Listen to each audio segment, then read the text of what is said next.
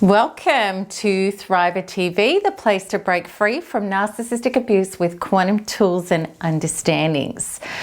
One of the things that makes it so horrible to be in close proximity to a narcissist is how quickly they can turn on you, and seemingly it is on a hairline trigger. Narcissists find fault with you so easily and really for no good reason. So let me give you some examples of that. You do something for the narcissist, whether it be mow the lawn or wash their car or go and pick something up for them.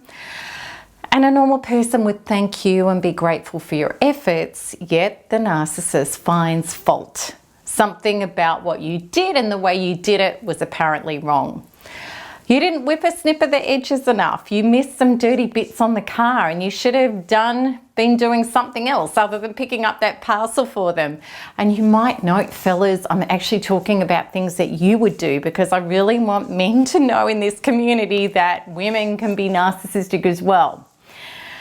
And you find yourself twisting into all sorts of shapes, no matter whether you're male or female, trying to make this person happy, and you justify yourself regarding the brutal critique. You fend off the comparisons to how other people do it so much better than what you do.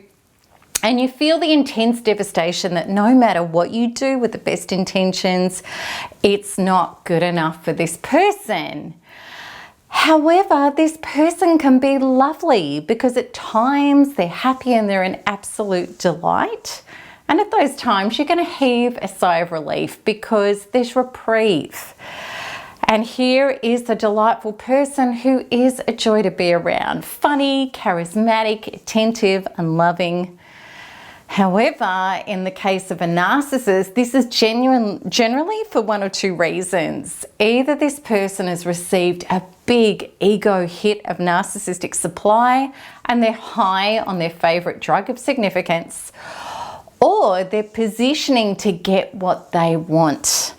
Narcissists' nice actions are really generally agenda-based. It's about giving to get something. And you may see more of this delightful person in the earlier days, and much less as time goes on. Familiarity does breed contempt, because later down the track, as the cracks in your relationship turn into massive gaping fissures, this person, the nice person, is going to show up less and less. So why do narcissists devalue you? Why do they do it? Toxic people are unhealthy and nasty, full stop. Hurt people, full stop. And the following are the reasons why this happens. If somebody is clogged up with unmet, unhealed inner trauma, and they've got a stunted true self, which is a buried, disowned, abandoned inner child, and a fictitious false self is placed at the helm to take over, this person has huge ego defenses that come into swing every time they feel triggered into internal pain. And truly, if somebody is not at one within themselves and not feeling whole as their own source of love, approval, security, and survival within, they're not happy, period. The narcissist doesn't self-partner and is not a whole source to themselves in self-loving, self-supportive ways when required. In times of anxiety, rather than admitting this and meeting and being lovingly with inner erupting wounds, with evolved and self-generative self-talk like, narcissist name, I'm really proud of you and you're doing a great job, or let's just say it's Bob. Or Bob, what do you need from me right now? Or Bob, I believe in you and I fully know that you'll work out what is best to do for the highest good in this circumstance. The narcissist is completely disconnected from themselves, and their self-talk is delusional, arrogant, out of focus, and toxic. And it's designed to self-medicate and bypass the trauma instead of deal with it, which is what loving self-talk and a commitment to do the deep inner work to heal it does. Tiggy, you're back. I didn't think you were going to come in today. No, please, tail down, tail down. We've been through all of this before. The inner narrative goes something like this. Now let's just say the narcissist's name is Jane. Jane, you are so hot. This is what the narcissist is saying to themselves. That guy looked at you like they wanted you. Or Jane, you know you are so much better than them. They all envy you and think that you have the best partner, life, body, home, whatever it is. The narcissist is always looking outwards for inner relief, and it's a bottomless pit. It can only ever grant the false self a temporary quick fix, and it's never going to hold or heal or fulfill their inner being. The narcissist's inner being, just like everybody's inner being, is waiting for self to turn inwards and come home. That's true source, and everything else is a substitute. Because of the narcissist's gnawing inner chasm, never getting held, loved or healed to wholeness, the narcissist is in a constant state of anxiety. And this is a chronic, toxic neediness that's taking place. The narcissist's outer-seeking ego screams this: I need you to comply. I need you to take my pain away. I need you to do exactly what my unrealistic, over-entitled expectations require from you. I need you to obey. I need you to be subservient.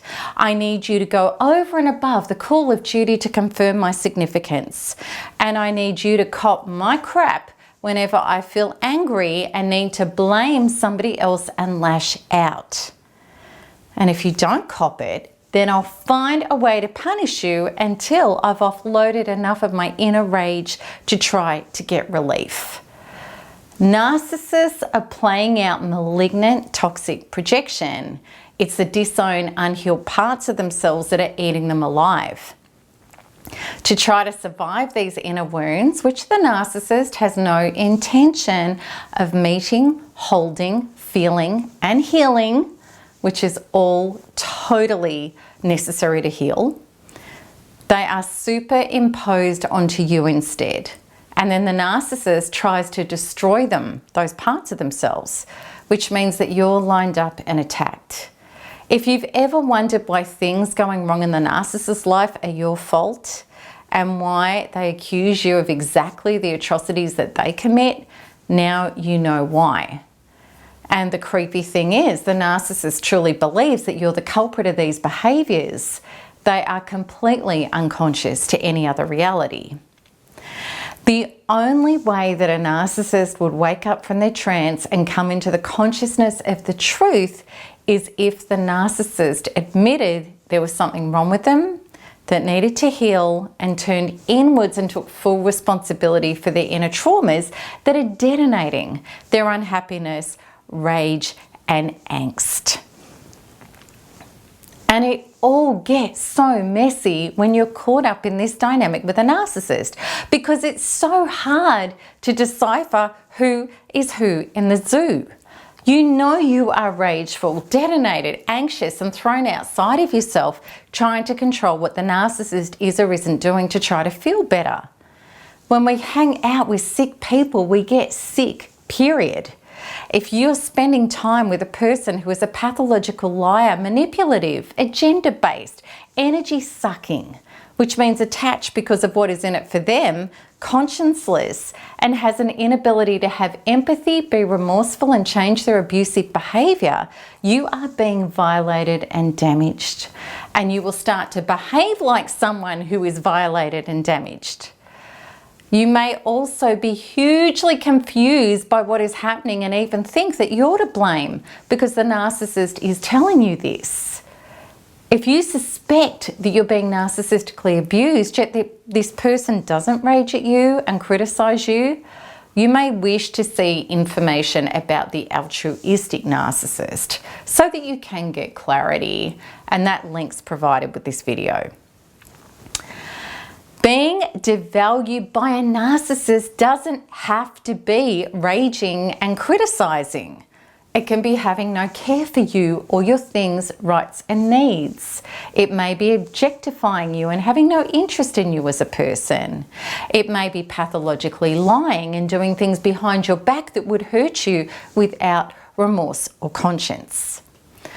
So let's have a look at personal responsibility as adults. This is where we take our power back.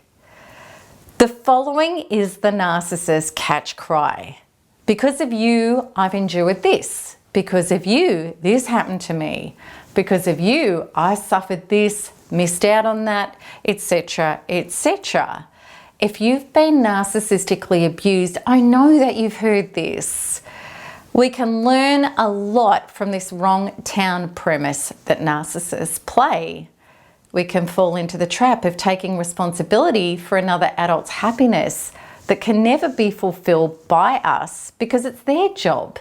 We can only add to what they've already created within. We also need to recognize where we are also hanging on to trying to make this person responsible for our own wholeness, namely our sense of self-love, approval, security, and survival, the commodities that we have not yet created as solid within ourselves. None of us are children anymore without decision-making power, reliant on somebody else for our life. Growing up and being an adult means healing ourselves to self-responsibility without guilt or neediness. This is the part without guilt. Okay, narcissist, I know you fully believe I've ruined your life. Rather than me try to justify and fix that anymore or feel guilty regarding your accusations, I grant you permission to leave and find somebody else to give you what you want. It's pretty much good luck with that, but you know, we can still wish that for them. And this is the part without neediness.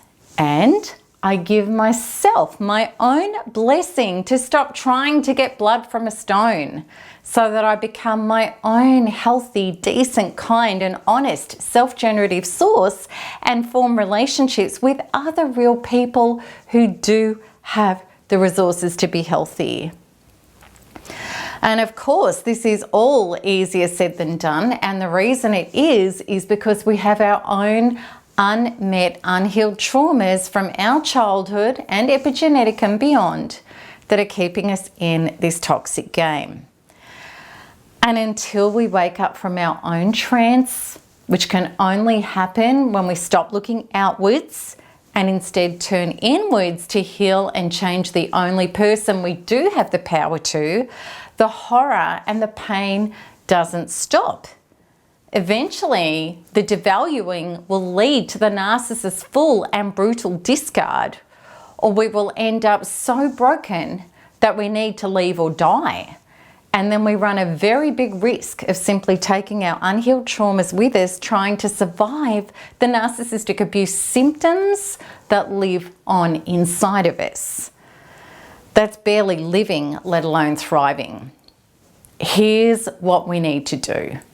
We need to turn inwards to get out of this nightmare. The traumas responsible for us staying with what is more of the same. The patterns as children of being stuck in handing our power away, trying to be loved. Things like trying to earn love and approval and never feeling good enough no matter what we did. Or walking on broken glass, trying to appease unavailable, anxious, empty, angry, addictive or abusive people so that they might finally love us healthily and safely. When we go within, meet, hold and heal these trauma patterns within ourselves, then we come out of this no longer a match for more of the same. Our confusion also goes. We know everybody can have a bad day and not act nicely, yet we know whether they are a good person. This is very different from someone chronically devaluing you whilst you get even more sick trying to organise yourself around their pathological unresolved wounds. So, if you've had enough of this, and even if you are in confusion and not sure what is really going down, know either way that's starting to meet, find and heal your inner wounds will start granting you salvation, which is the clarity, power and relief you need for this cycle to stop.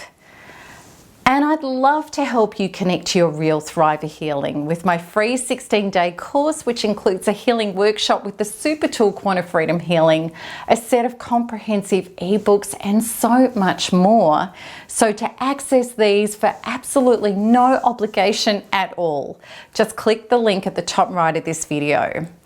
And if you want to see more videos, make sure you like and subscribe so you get notified as soon as each new one is released. So, until next time, keep smiling, keep healing, and keep thriving, because there is nothing else to do. Lots of love. Bye-bye.